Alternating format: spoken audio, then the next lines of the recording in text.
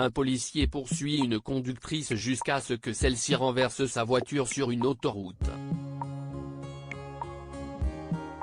Cette nuit-là, la survivante s'est endormie en sanglots, pensant qu'elle avait perdu son bébé. Avant le début du récit, il convient en toute évidence de rappeler l'importance de la prudence au volant et du port de la ceinture de sécurité. Des policiers avaient décidé de partager des images bouleversantes sur Internet pour sensibiliser plus de personnes. Poursuivie parce qu'elle ne s'est pas arrêtée à temps alors que Nicole Harper roulait avec sa voiture dans l'Arkansas aux États-Unis, un policier a tenté de l'intercepter pour l'arrêter. La vidéo, diffusée par la NBC News montre les images d'une poursuite qui s'est soldée par un accident qui allait être sur le point de coûter la vie de Nicole. Dans cette vidéo récupérée par l'équipe juridique de la femme de 38 ans, il a été observé que celle-ci répondait bel et bien à l'alerte lancée par le policier numéro de Needham. Nicole a allumé les phares afin d'indiquer qu'elle allait s'arrêter. Elle s'est mise à ralentir et à allumer les clignotants avant de changer de voie en prenant la droite. Ainsi, tout indiquait qu'elle se préparait à s'arrêter. Son véhicule a été renversé pendant la poursuite cependant, comme il n'y a que peu d'espace sur les accotements de l'autoroute à cause des barrières en béton, Harper a pensé qu'il était impossible pour elle de garer sa voiture en toute sécurité.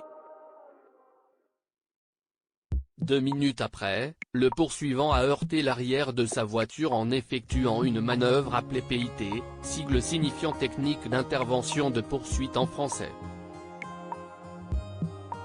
La voiture de Nicole a dû brusquement virer vers la gauche avant de se renverser. Ensuite, quand le policier s'est dirigé vers l'épave pour aider la femme à s'en extirper, il lui a demandé « Pourquoi ne vous êtes-vous pas arrêté ?»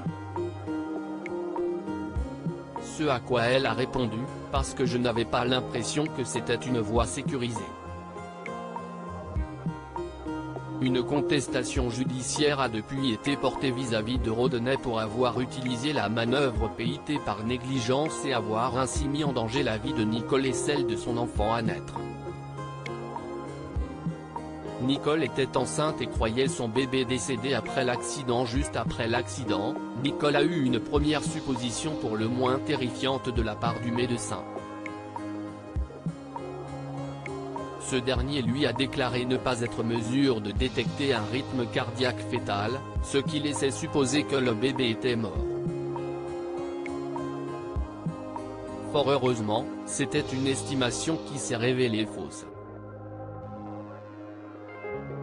Le lendemain matin, un examen effectué par son gynécologue lui a permis d'apaiser ses inquiétudes.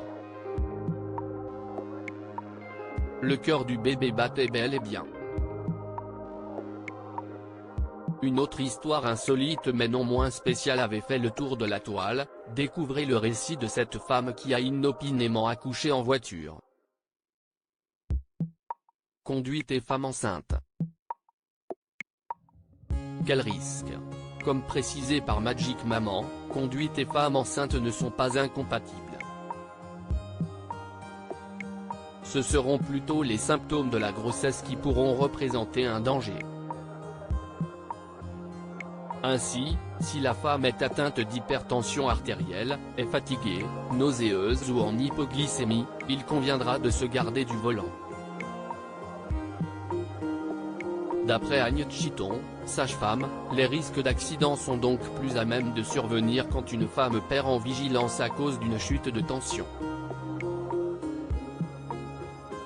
La spécialiste ajoute que d'autres problèmes peuvent survenir si la femme reste longtemps installée sur son siège.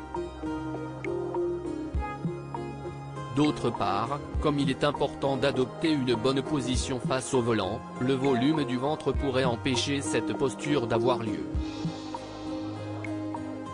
Par conséquent, il peut être difficile pour la femme de faire marche arrière.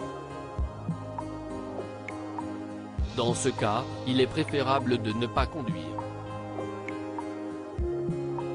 Par ailleurs, en cas d'accident, il conviendra pour la femme enceinte de se précipiter rapidement aux urgences pour un examen échographique. De manière générale, tandis qu'il est possible pour une femme de conduire, il faudrait tout de même tenir compte de tous les points cités.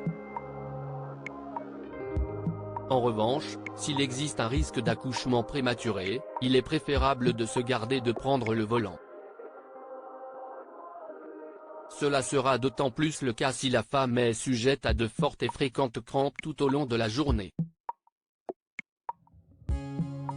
Enfin, en cas de contraction, la sage-femme insiste sur le fait de ne pas conduire.